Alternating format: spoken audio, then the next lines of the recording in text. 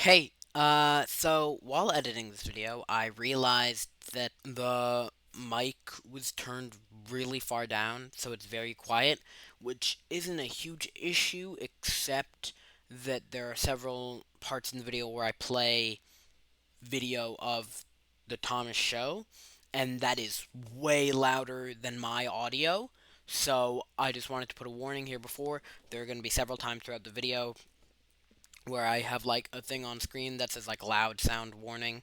That means that I'm about to play a video from Thomas. So if you're wearing headphones, just like pause the video and turn it down. I know that's a really small problem that's probably easy to fix, but this is a new editing program I'm using and I don't know how.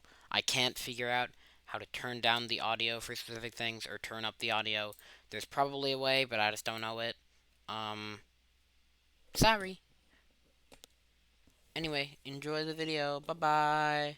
I love Thomas as much as the next guy, so long as the next guy is willing to devote hours to dissecting the world of Thomas and taking in all the promotional material. But there's one flaw that I have with not just the classic series, but the entire series. I don't see it brought up that much, even though it's a huge drawback throughout the series. That issue is the narrator. Now, when I say the narrator, I'm not talking about any particular narrator. The voice acting for narrators is pretty good throughout the show.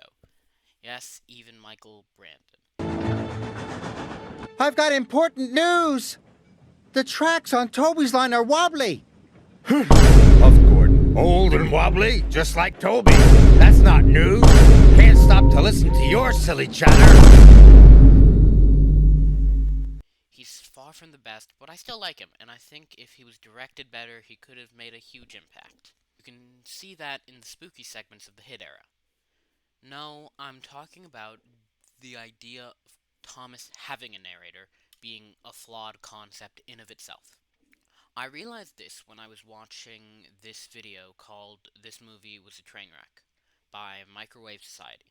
Side note, this is a really good and funny video, but I fucking despise it because any Thomas fan will tell you that Magic Railroad is not indicative of the show. But most people outside the fandom don't know that, so logically, people who watch Thomas will go to the first movie rather than the show. But since the movie is bad and does some dumb magic stuff, people think the show is bad and does some dumb magic stuff. These guys probably aren't watching, but if they are, I implore them to watch Duncan Get Spooked, Escape, Grand Puff, and Sleeping Beauty in that order. Anyway, in the video, the people watching Magic Railroad said this. I think that's why I didn't like it as a kid. When it told me what was going on, I turned it off because I felt like I was being belittled. I had thought this about the entire series many times, and after hearing this, I realized just how right I was this entire time. Thomas and Friends should never have had a narrator, and here's why. There are two main arguments that people might use against saying this, at least for the classic series and maybe also for the hit era. 1. The Railway series had narration, so it's necessary to the story. Wrong. For the most part. The books had narration because all the audience had to go off of, in terms of the visuals, was the illustrations, and they can't convey everything. Let's take a random page from Edward the Blue Engine and remove all the words outside of what the characters are saying, plus the illustration. Steady, Edward. Got him! Yeah, that makes no fucking sense. Now, take that compared to the same scene in the TV series.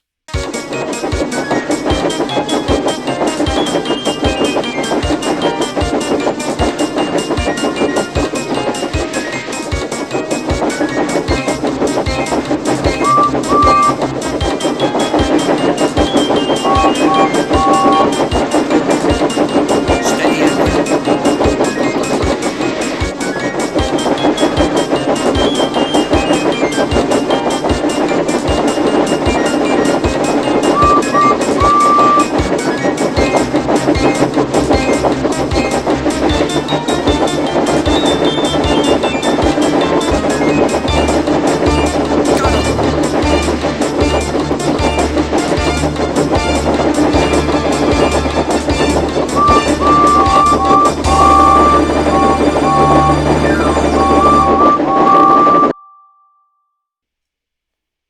That dialogue makes a lot more sense when it's applied to the video rather than drawings.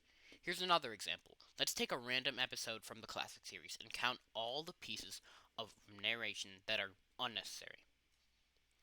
Edward came to see him every day, he sighed one day. Smiled Edward.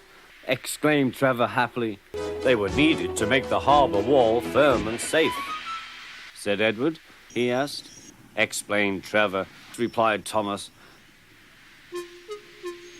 Workmen coupled Trevor's truck to Thomas's train, and soon they were ready to start their journey, called Trevor. Puffed Thomas, replied Trevor. When they reached the harbour, they found everything in confusion.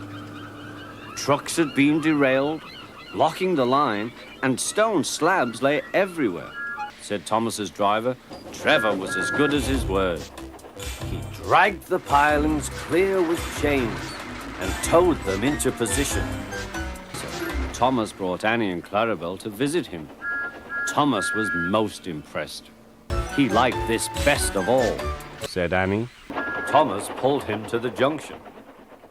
A small tear came into Trevor's eye. Thomas pretended not to see, said Trevor, in the shed at the bottom of the orchard.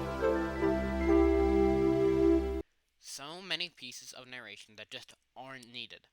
I know people bash the Miller era for this, but honestly, this problem persists throughout the entire show. The only pieces of Thomas media that don't have a narrator are the Big World Big Adventures movie and Royal Engine.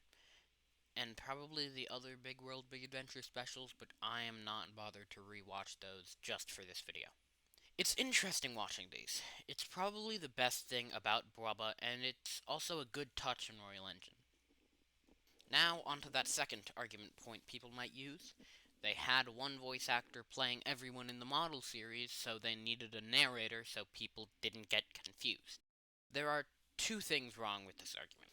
One, that doesn't mean the narrator had to be so prevalent. Two, they could have just gotten a voice cast. They had a voice cast in the Japanese dub, they had a voice cast in Tugs, and they had a voice cast in Magic Railroad. So yeah, that's my opinion about the narrators in Thomas.